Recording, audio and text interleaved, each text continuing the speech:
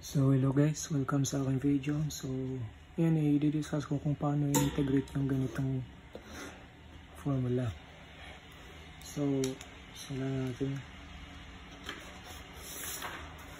Kung gusto niyo po lang i-solve, i-pause niyo lang yung video at i-play niyo na lang para malaman niyo ang sagot. So meron tayo dito y squared multiply sa 2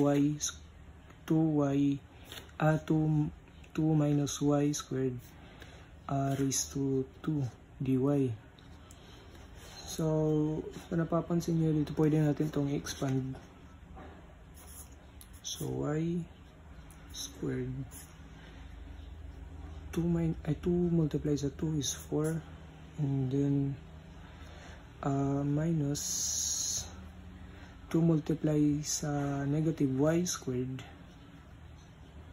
and then add to itself is 4y squared, and then plus negative y squared multiplied by itself is y raised to 4 dy, and then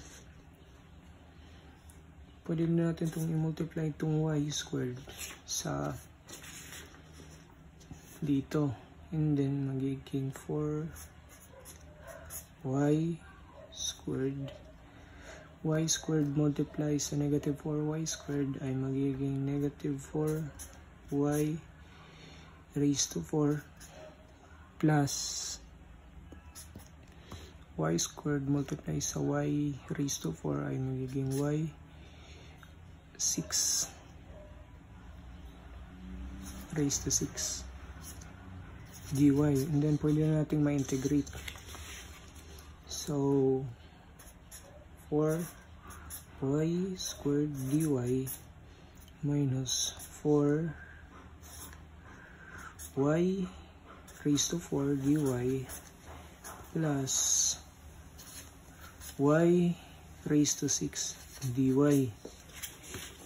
and then 4 over integrate natin, y magiging 3, and then y raised to 3, and then minus 4 over 5 y raised to 5 plus 1 over 7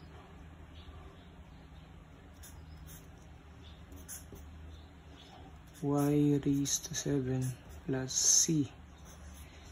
So yung magiging sagot ay 4 over 3 y cubed minus 4 over 5 y raised to 5 plus 1 over 7 y raised to 7 plus c. So ito na yung magiging sagot sa ito. And then paano lang kapag ganito? So simulan din yung gagawin natin, expand natin. Y multiply sa 4 magiging 4y plus y multiply sa y squared magiging y cubed, and then dy. Then pwede natin siyang ma-integrate. So magiging wait lang, magiging 4y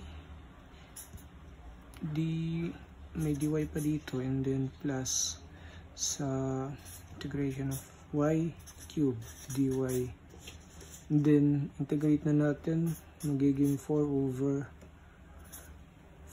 2 y squared plus sa 1 over 4 y raised to 4 plus c. So yung magiging sagot ay